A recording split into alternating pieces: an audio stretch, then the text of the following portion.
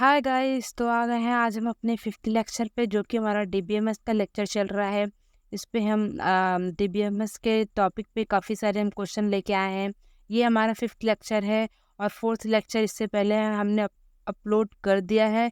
तो फिर आप इस फिफ्थ लेक्चर में बहुत सारे टाइप के क्वेश्चन देखेंगे डीबीएमएस से रिलेटेड, जो कि काफ़ी ये एग्ज़ामों में पूछा जाता है, जो कि कंप्यूटर साइंस टीचर हो गया, टीजीटी पीजीटी के सारे एग्जामों में डीबीएमएस के क्वेश्चन काफ़ी ज़्यादा पूछे जाते हैं। तो चलिए हम स्टार्ट करते हैं अपने पहले क्वेश्चन से। हमारा पहला क्वेश्चन है कि following is a not a database model. देखिए कि जैसा कि हमने डीबीएमएस में बहुत सारे मॉडल पढ़े हैं, डेटाबेस के बहुत सारे मिस रिलेशन मॉडल होता है, नेटवर्क मॉडल होता है, ऑब्जेक्ट ओरिएंटेड मॉडल होता है और हमारा हायरार्किकल मॉडल होता है। ये सारे क्या होते हैं, हमारे डेटाबेस के मॉडल होते हैं। तो इसमें बोला है कि कौन से हमारे डेटाबेस मॉडल नहीं है। हमारा जैसा हम जानते हैं कि हमारा रिलेशनल डेटाबेस मॉडल होता है, नेटवर्क भी होता है, ऑब्जेक्ट ओरिएंटेड भी होता है, हायरार्किकल भी होता है। तो हमारा इसमें राइट आंसर क्या है? D. Right answer is D. Means जो सब है सभी हमारे क्या है, डेटाबेस मॉडल है। अब आते हैं अपने सेकंड क्वेश्चन पे। तो फ्रेंड, हमारा सेकंड क्वेश्चन है कि in a database table the category of information is called. Means जब भी आप डेटाबेस टेबल को देखते हैं तो जो इंफॉर्मेशन प्रोवाइड करता है आपको, उसे हम क्या बोलते हैं? टेबल में हमारा क्या होता है? रो होता है, कॉलम होते हैं। तो रो को क्या बोलते हैं? टपल बोलते हैं। और कॉलम को हम एट्रीब्यूट बोलते हैं। और फिर सारे टेबल को हम रिलेशन बोलते हैं। तो ये इन सारे चीज़ों में से वो मीन्स डेटाबेस में ऐसी कौन सी कैटेगरी होती है जिससे आप इंफॉर्मेशन प्रोवाइड करते हैं? जैसे कि एक टेबल है आपका, आपका टेबल है, टेबल का कुछ नाम होगा, मीन्स कोर्स नाम है। फिर उस कोर्स की आईडी होगी, नेम होगा, और मीन्स कौन कौन से स्टूडेंट इसमें इनरोल हुए इस कोर्स में, वो होगा। तो इस टेबल में से आपको किस चीज़ से लग रहा है कि हमें इंफॉर्मेशन प्रोवाइड हो रही है? ये हमारी जो एट्रीब्यूट दी है, आईडी, नेम, स्टूडेंट नेम, इससे हमारी क्या हो रही है? इंफॉर्मेशन प्रोवाइड हो रही है उस पर्टिकुलर टेबल की। तो राइट आंसर क्या होता है? हमारा एट्रीब्यूट। बट इसमें हमारा एट्रीब्यूट नहीं है, तो हम फील्ड जो होता है उसे हम एट्रीब्यूट भी कहते हैं। तो हमारा राइट आंसर क्या है? सी, फील्ड। एट्रीब्यूट के थ्रू हमें ये इंफॉर्मेशन मिलती है, किसी भी टेबल की इंफॉर्मेशन मिलती है। मीन्स आप हैं, आपका टेबल बना है, तो आपका नाम क्या है, आप कौन से क्लास में हैं, आपका बहुत सारे इंफॉर्मेशन एट्रीब्यूट के थ्रू ही पता होता है, पता करते हैं लोग। तो ये था हमारा सेकंड क्वेश्चन। अब आते हैं अपने थर्ड क्वेश्चन पे। इसमें पूछा है कि data duplication is also called. Means data duplication को हम क्या बोलते हैं? डेटा डुप्लीकेशन मीन्स एक ही डेटा, मीन्स ए नाम का अगर वेरिएबल है तो ए नाम की वेरिएबल कई बार, मीन्स एक ही टाइप के डेटा को कॉपी, उसको क्या बोलते हैं हम? Data redundancy. डेटाबेस में एक ही टाइप को डेटा को स्टोर करना, मीन्स वो क्या होता है? हमारा डेटा डुप्लीकेसी होती है, उसको हम बोलते हैं डेटा रिडंडेंसी। तो हमारा राइट आंसर क्या हो गया? Data redundancy. डेटा रिडंडेंसी को हम डेटाबेस में मेनली नॉर्मल फॉर्म के थ्रू रिमूव करते हैं। तो हमारा राइट आंसर क्या है? Data redundancy. अब आते हैं अपने फोर्थ क्वेश्चन पे। हमारा फोर्थ क्वेश्चन क्या है? A relational that has no partial dependency is in blank normal form. किस नॉर्मल फॉर्म में ये नो पार्शियल डिपेंडेंसी होती है? पहले में हम जानते हैं कि पहले नॉर्मल फॉर्म में हमारा क्या होता है कि पहले नॉर्मल फॉर्म में हमारा टेबल है, टेबल में रो है, एट्रीब्यूट है। इस पर्टिकुलर सेल में सिर्फ एक ही वैल्यू होगी। किसी भी पर्टिकुलर रो में क्या होगा? फर्स्ट नॉर्मल फॉर्म क्या बोलता है? किसी भी पर्टिकुलर रो में सिर्फ एक ही वैल्यू होगी। मीन्स अगर आपका नाम है तो सिर्फ एक ही नाम होगा आपका, एक से ज़्यादा नाम नहीं होगा। फ़ोन नंबर है तो एक ही फ़ोन नंबर होगा। किसी भी रो पे सिर्फ हम एक ही वैल्यू को स्टोर कर सकते हैं, मल्टी वैल्यू को स्टोर नहीं कर सकते। सेकंड नॉर्मल फॉर्म हमारा क्या बोलता है कि अगर हमारा नॉर्मल फॉर्म है तो उस इस टेबल में हमारी पार्शियल डिपेंडेंसी नहीं होगी। अगर इस टेबल में पार्शियल डिपेंडेंसी नहीं हुई तो हम इस टेबल को बोलते हैं कि ये सेकंड एनएफ को फॉलो कर रहा है। तो हमारा राइट आंसर क्या हो गया? सेकंड।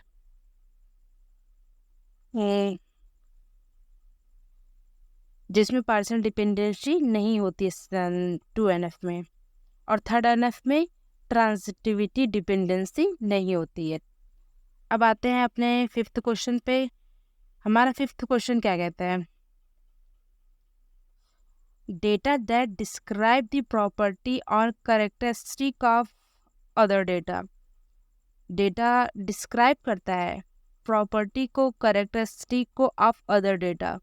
तो इसमें कौन होगा? मेन डेटा होगा, मेटा डेटा होगा, प्राइमरी होगा, डेटाबेस होगा।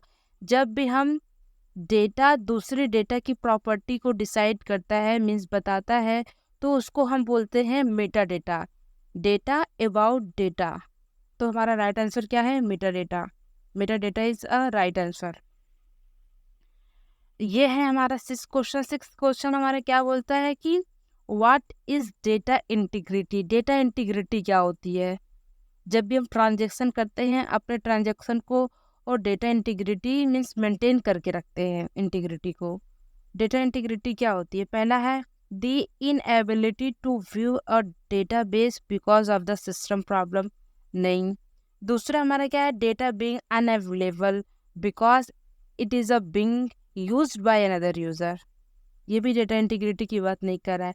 Maintaining consistency of a data in a database means आप डेटाबेस में कंसिस्टेंसी को मेंटेन कर रहे हैं। आपकी जो वैल्यू है, जो वैल्यू आप अपडेट किए हैं, आपको वही वैल्यू शो हो रही है। ये बोलते हैं डेटा कंसिस्टेंसी। तो इसको हम क्या बोलते हैं? डेटा इंटीग्रिटी बोलते हैं। हमारा राइट आंसर क्या हो गया? हमारा राइट आंसर है सी, जिसमें मेंटेन करता है data consistency in a database.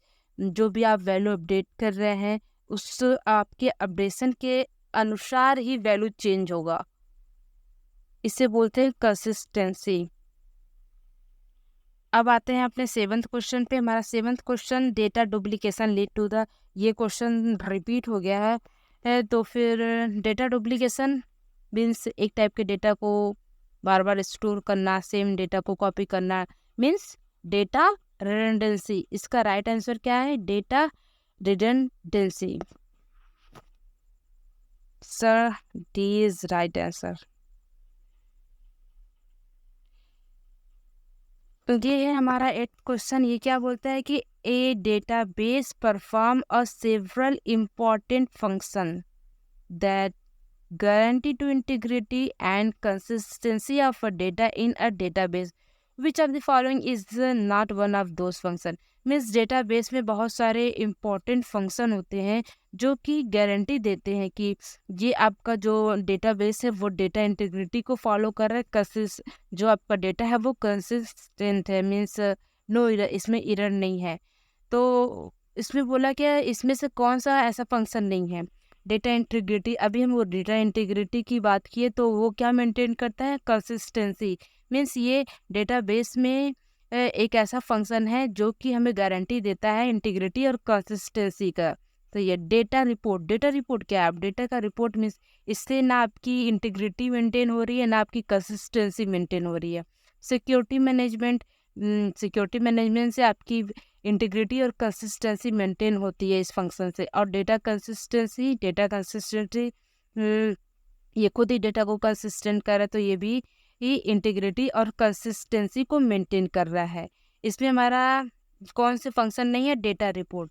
ये ना ही हमारे इंटीग्रिटी को ना ही कंसिस्टेंसी को मेंटेन कर रहा है। तो हमारा राइट आंसर क्या है? B. B is the right answer for the 8th question. अब आते हैं अपने 9th क्वेश्चन में। ये है play match the following. Match करना है। Find the correct match for term in column 1 to those in a column 2। Means पहला कॉलम दिया है, दूसरा कॉलम दिया है, तो उसको मैच करना है आपके अकॉर्डिंग, टर्म के अकॉर्डिंग। जब हम रोल बैक की बात करते हैं, ए है हमारा रोल बैक। रोल बैक क्या रिलेशनशिप से कुछ मैच करता है? नहीं। रिलेशनशिप में तो हमारी टेबल आती हैं, एंटिटी आएगा, मीन्स और रिलेशनशिप आएगा टेबल का, उस वो रिलेशनशिप की बात कर रहा है। चेक पॉइंट, चेक पॉइंट में रोल बैक की बात करते हैं। चेक पॉइंट क्या करता है, देखता है कि हमारी कहाँ तक की वैल्यू स्टोर हुई है, मीन्स कमिटेड हुई है, वो चेक करता रहता है। ये क्या होता है, चेक पॉइंट एक ऐसा मैकेनिज्म होता है जो प्रीवियस लॉग को रिमूव करता है सिस्टम से, और क्या करता है, परमानेंटली स्टोर कर देता है। कहाँ स्टोर करता है, डिस्क में स्टोर करता है। तो रोल बैक करने के लिए हम चेक पॉइंट का यूज़ करते हैं। तो हमारा पहला किससे मैच होता है, चेक पॉइंट से। Roll back is connected to the check point, check point के थ्रू हम रोल बैक करते हैं। अब आते हैं हमारी एटॉमिसिटी। एटॉमिसिटी क्या बोलता है, किसकी बात है, ट्रांजेक्शन में 4 रूल की बात करते हैं एसिड का। Atomicity, C for consistency, I for isolation, D for durability. तो एटॉमिसिटी किससे मैच होता है, हमारा ट्रांजेक्शन से। एटॉमिसिटी हमारा ट्रांजेक्शन की प्रॉपर्टी है। अब एंटिटी क्या है, एंटिटी किस में यूज होती है, एट्रीब्यूट में यूज होती है या रिलेशनशिप में। एंटिटी मीन्स रियल थिंग्स जो होता है, जो एग्जिस्ट होता है, वो हमारा किससे, एंटिटी का रिलेशनशिप होता है। एक एंटिटी दूसरी एंटिटी से कैसे कनेक्ट है, वो होता है हमारा रिलेशनशिप, ये इससे कनेक्टेड है। अब डोमेन की बात करते हैं। डोमेन मीन्स अगर आपका टेबल में एट्रीब्यूट है, आपके टेबल में एट्रीब्यूट है, तो उस एट्रीब्यूट में कौन सी वैल्यू होगी, किस टाइप की वैल्यू नहीं होगी, एक रूल होता है कि उस एट्रीब्यूट पे किस टाइप की वैल्यू होगी, वो कौन डिसाइड करता है, उसे बोलते हैं डोमेन इंटीग्रिटी। तो डोमेन हमारा डोमेन थोड़ा स्पेलिंग मिस्टेक है आई होगा, तो वो किससे रिलेटेड है, एट्रीब्यूट से। मीन्स डोमेन इंटीग्रिटी डिसाइड करता है किस उस एट्रीब्यूट में किस टाइप की वैल्यू होगी। मीन्स आपका नेम है एट्रीब्यूट, तो उसमें ये डिसाइड होगा कि कैरेक्टर ही सिर्फ वैल्यू अलाउ है, आप इसमें इंटीजर यूज नहीं कर सकते। आपका एज है तो उसमें ये डिसाइड हुआ है कि इंटीजर यूज होगा, लेकिन आपका जो एज है वो निगेटिव में नहीं होगा, एक रूल बनाया गया है, तो वो उससे बोलते हैं डोमेन। अब देखते हैं हमारा राइट आंसर क्या है। पहला ए क्यू बी में है, डी में है। B is transaction, B and S. हमारा राइट आंसर क्या है, B is the right answer. अब एक बार देख लीजिएगा इस क्वेश्चन को, ये काफ़ी ज़्यादा इंपॉर्टेंट क्वेश्चन है। एक ही क्वेश्चन में 4 कंसेप्ट यूज हुए हैं। अब आते हैं अपने 10th क्वेश्चन पे। 10th क्वेश्चन क्या है हमारा, which is correct syntax of alter table. आप डेटाबेस में अल्टर कमांड पढ़े होंगे। अल्टर कमांड क्या होता है कि डेटा को मॉडिफाई, सॉरी टेबल को मॉडिफाई करना। आप अल्टर के थ्रू आप डेटा को ड्रॉप कर सकते हैं, डेटा को ऐड कर सकते हैं, डेटा को मॉडिफाई कर सकते हैं। तो इसमें सिंटैक्स पूछा है। पहला है हमारा alter table customer detail drop that's things, and alter table customer detail add. ठीक है, हम ड्रॉप भी यूज़ कर सकते हैं, ऐड भी यूज़ कर सकते हैं, मॉडिफाई भी यूज़ कर सकते हैं। इससे अल्टर के थ्रू हम बहुत सारे ऑपरेशन को परफॉर्म कर सकते हैं। तो हमारा राइट आंसर क्या है, D is a right answer. ये सारे सिंटेक्स हमारे जो हैं अल्टर के, वो करेक्ट हैं। अब आते हैं हम 11th क्वेश्चन पे। 11th क्वेश्चन हमारा क्या बोलता है, which statement is a incorrect. In statement में से कौन सा इनकरेक्ट है। पहला है week entity does not have a primary की। वीक एंटिटी की बात कर रहा है इसमें। वीक एंटिटी क्यों बोला गया, क्योंकि उसमें उस एंटिटी में ऐसा कोई भी एट्रीब्यूट नहीं था जो उस टेबल को यूनिकली आइडेंटिफाई करे, इसलिए उसको वीक एंटिटी बोला गया है। उसमें कोई भी ऐसी एट्रीब्यूट नहीं थी, आईडी नहीं, मीन्स आप कह सकते प्राइमरी की नहीं होती है उसमें। A weak entity does not have a primary key. Primary key नहीं मीन्स प्राइमरी की आप किसको बोलते हैं, जो यूनिकली आइडेंटिफाई करे। तो हमारे इस वीक एंटिटी में कोई भी ऐसा एट्रीब्यूट नहीं है जो सारे एट्रीब्यूटों को यूनिकली आइडेंटिफाई कर सके, मीन्स प्राइमरी की नहीं है। It's a right answer, it's a right statement. B is a relation have a multiple number of unique key। हो सकता है एक रिलेशन में एक से ज़्यादा मल्टीपल नंबर ऑफ यूनिक तैयार करते हैं, तो आपका नाम, आपका रोल नंबर। हो सकता है कि आप पूरे क्लास में सिर्फ आपका ही नाम यूनिक हो, सारे स्टूडेंट का डिफरेंट डिफरेंट नेम हो। तो आपकी जो आईडी हो गई, जो आपका नेम हो गया, ये 2 एट्रीब्यूट हो गए। इससे ज़्यादा भी एट्रीब्यूट यूनिकली आइडेंटिफाई कर पाएंगे आपको। So B is the right statement. B is the right statement. A relation algebra is a more expressive than relation calculus. नहीं, हमारा जो रिलेशन अलजेब्रा होता है वो more expressive than relation calculus नहीं होता है। डी क्या बोलता है, in a relation ordering of tuple is not substantial. हाँ, जो हमारा टपल की जो ऑर्डरिंग होती है वो सब्सटेंशियल नहीं होती है। हमारा जो डी है इज द करेक्ट। बट हमारा जो C is a wrong. Relation algebra जो होता है वो मोर एक्सपेंसिव नहीं होता है रिलेशन कैलकुलस से। तो हमारा राइट आंसर इसमें क्या होगा, इसमें राइट आंसर होगा C is the right answer for the 11th question. अब आते हैं हम अपने 12th में। 12th बोलता है सिलेक्ट इज सिर्फ कौन सा स्टेटमेंट है, डेटा कंट्रोल लैंग्वेज है। डेटा कंट्रोल मीन्स जब भी कंट्रोल की बात हो, मीन्स रिवोक करना, ग्रांट करना, ऐसा तो सिलेक्ट में कुछ रिवोक या फिर ग्रांट करना अथॉरिटी की बात हो नहीं है इसमें। DDL means data definition language, आपके डेटाबेस के स्ट्रक्चर की बात करता है ये। तो सिलेक्ट से क्या हम स्ट्रक्चर की बात करते हैं, नहीं। सिलेक्ट मीन्स आप कोई भी एट्रीब्यूट सिलेक्ट कर रहे हैं फ्रॉम द टेबल से, मीन्स आप वैल्यू को रिट्रीव कर रहे हैं। डीएमएल क्या होता है, डेटा मैनिपुलेशन लैंग्वेज। और TCL transaction control language roll back और से पॉइंट आता है इसमें। तो हमारा डी नहीं है, सी है हमारा डीएमएल, डेटा मैनिपुलेशन लैंग्वेज। क्यों हमारा सी है, सेलेक्ट आपका टेबल है, ठीक है, आपकी आईडी है, तो आप सिलेक्ट क्वेरी का यूज़ कर रहे हैं फॉर ID2 के लिए। जब आप इसको ID2 को रिट्रीव कर लेंगे, जो हमारी जो टेबल है वो मॉडिफाई हो जाएगा। मीन्स जब वैल्यू रिट्रीव हुई तो हमारी जो टेबल होगी वो मैनिपुलेट हो जाएगी, मीन्स अपडेट हो जाएगी। तो इसको क्या बोलते हैं, ये हमारा सिलेक्ट क्या है, डेटा मैनिपुलेशन लैंग्वेज है। अब आते हैं अपने 13 क्वेश्चन पे। इन ER diagram relationship type is represented by. जो हमारा ER डायग्राम है relationship type is represented by,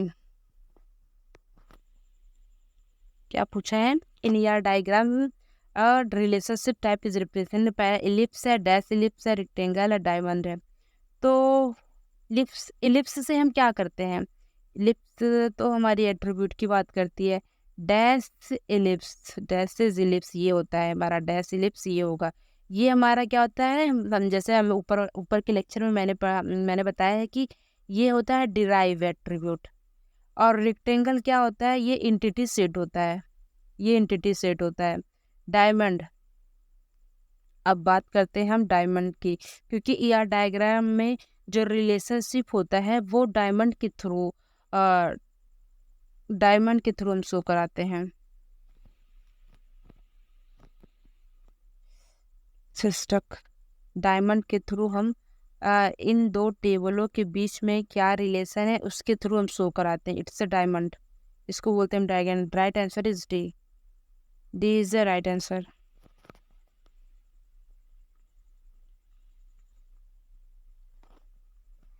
हमारा 14 क्वेश्चन है, the relational model feature is that there. कौन सा रिलेशनल मॉडल का फीचर है, is no need for primary key data. नए रिलेशनल मॉडल में हमेशा हमें प्राइमरी की जरूरत पड़ती है जो यूनिकली आइडेंटिफाई करे हमारे रिलेशन को, टेबल को। तो B is much more data independency than some other database model. इसमें क्या होता है, ज़्यादा डेटा इंडिपेंडेंसी होती है, एक डेटा दूसरे डेटा पे ज़्यादा डिपेंडेंट नहीं होती है अदर मॉडल। इसलिए हमारा जो रिलेशनल मॉडल है वो काफ़ी ज़्यादा अच्छा मॉडल माना गया है, जिसमें हम टेबलों के रिलेशन की बात करते हैं। C is are explicit relationship among record, नहीं, it's not feature of the a relational model or table with many dimension, right? B is a right answer। क्योंकि इसमें क्या होता है, रिलेशनल मॉडल में जो डेटा होता है वो इंडिपेंडेंट होता है और सारे डेटा मॉडल्स के अकॉर्डिंग। हमारा रिलेशनल मॉडल में, याद रखिएगा, रिलेशनल मॉडल में डेटा ज़्यादा इंडिपेंडेंट होता है, मीन्स ज़्यादा डिपेंडेंट नहीं करता है। B is the right answer. हमारा 15 क्वेश्चन है, the relationship between department and employ. अब इसकी बात करते हैं, डिपार्टमेंट और एम्प्लॉय के बीच में कौन सी रिलेशनशिप होगी।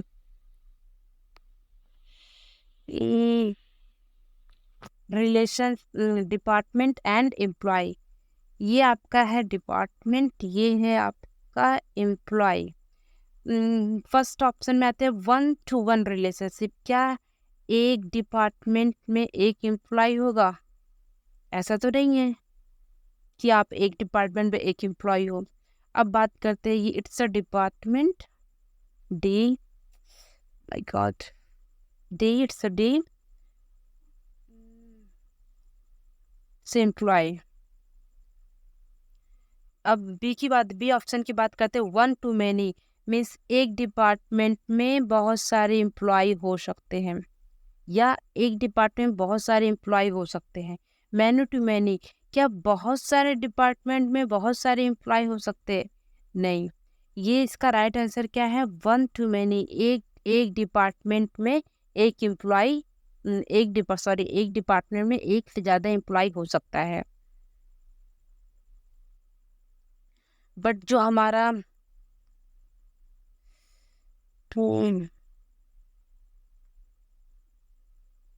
मैन्यू टू मैनी की बात करते हैं, तो जो एक एम्प्लॉय है सिर्फ एक डिपार्टमेंट में हो सकता है, ये रूल है।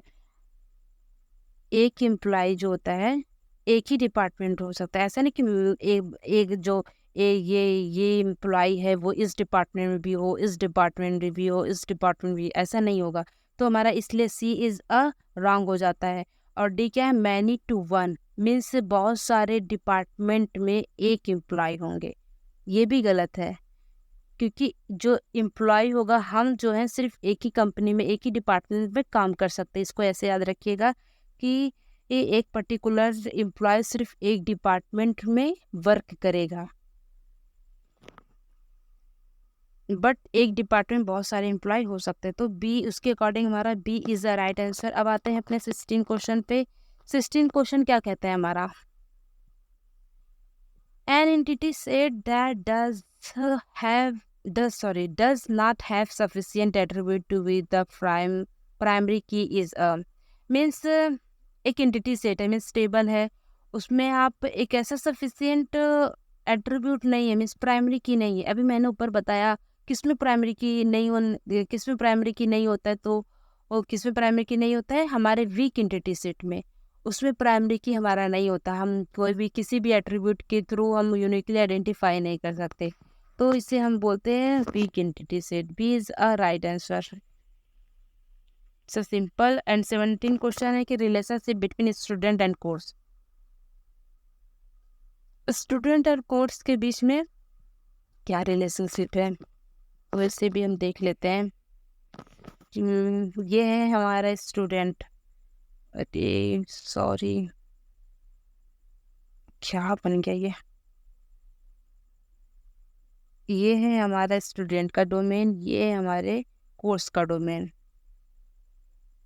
What is this, just forget. 1-to-1 student and course, क्या एक स्टूडेंट एक कोर्स में हो सकता है?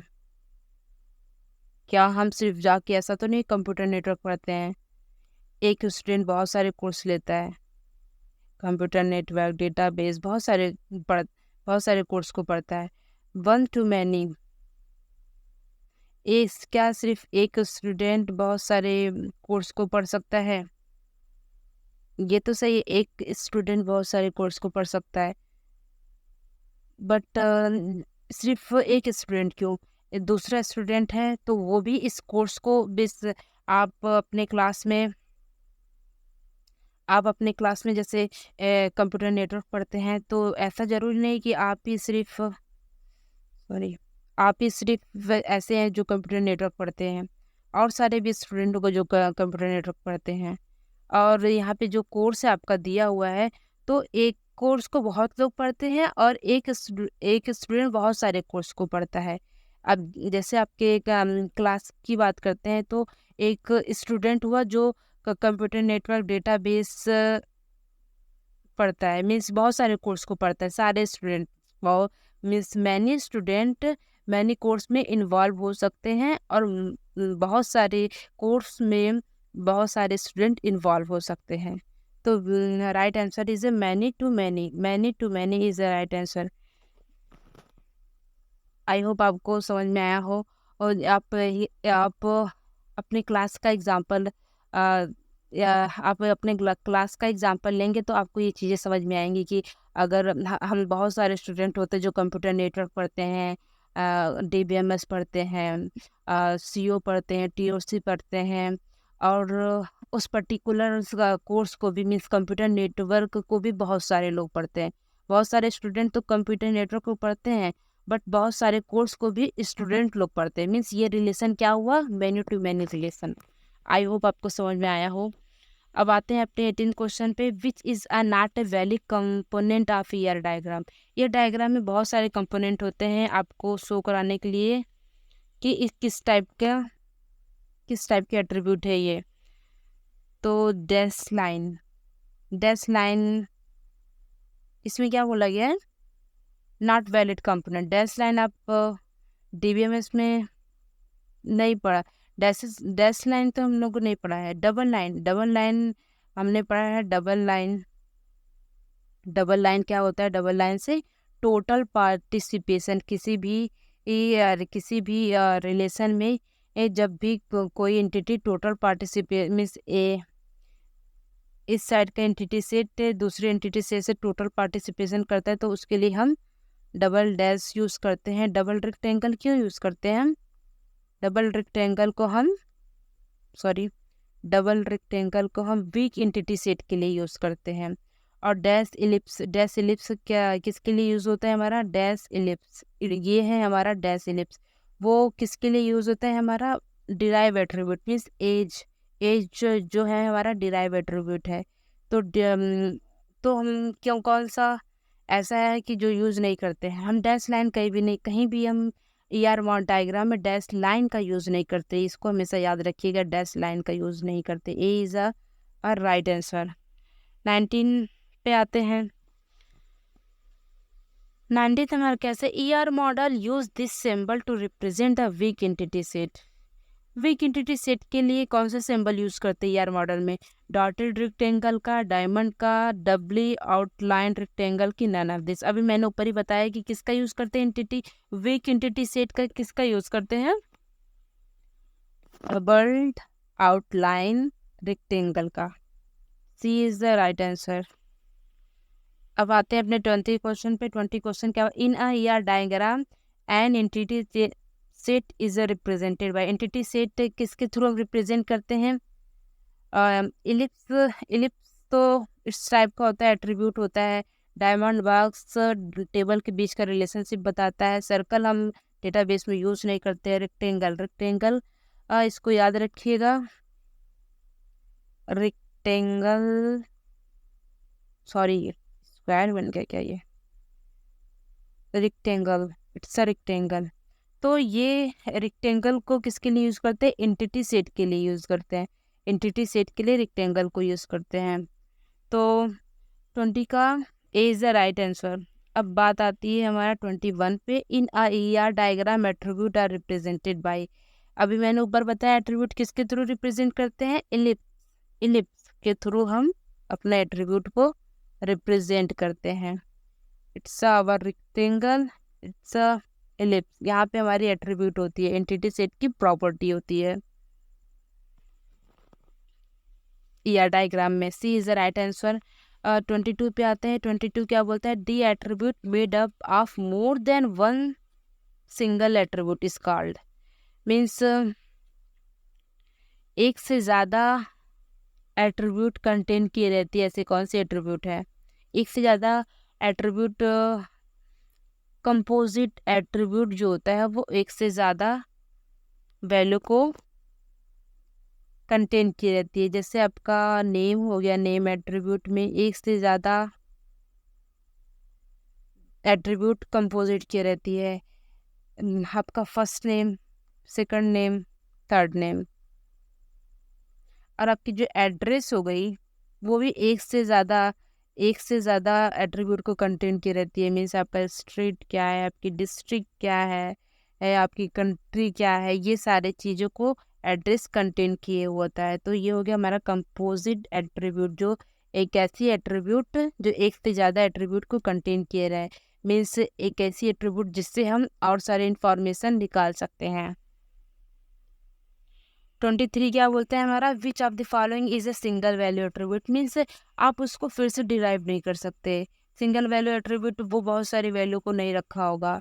इसको क्या रजिस्टर नंबर की एड्रेस कि सब्जेक्ट टेकन की डिफरेंस। एड्रेस में अभी मैंने ऊपर बताया कि बहुत सारे एट्रीब्यूट को ये रखा होता है। सब्जेक्ट टेकन में भी आपका कौन सा सब्जेक्ट लिए हैं, उसका बहुत सारी चीज़ें कंटेंट किया रहता है, उसके इंफॉर्मेशन। रेफरेंस, एक से ज़्यादा रेफरेंस हो सकता है। तो सिंगल वैल्यू एट्रीब्यूट मीन्स से एक से ज़्यादा वैल्यू को ना लिया रहे। एड्रेस मीन्स किसी भी पर्टिकुलर बंदे का एक से ज़्यादा एड्रेस हो सकता है। मे बी वो एक से ज़्यादा जगह पे रहता हो, उसका एड्रेस हो। फिर सब्जेक्ट टेकन, एक से ज़्यादा सब्जेक्ट को आप ले सकते हैं। रेफरेंस, एक से ज़्यादा रेफरेंस को ले सकते हैं। बट रजिस्टर नंबर जो होता है वो आपकी प्राइमरी की होती है, सिर्फ एक ही वैल्यू होगी इसकी, एक से ज़्यादा वैल्यू नहीं होगी। ए is a right answer for the 23 question. 24 क्या है हमारा, E R modelling technique is a. E R modelling, इसको याद करिएगा, हमारा जो टॉप डाउन अप्रोच होता है। ई आर मॉडलिंग क्या, कौन सी टेक्निक होती है, टॉप डाउन अप्रोच।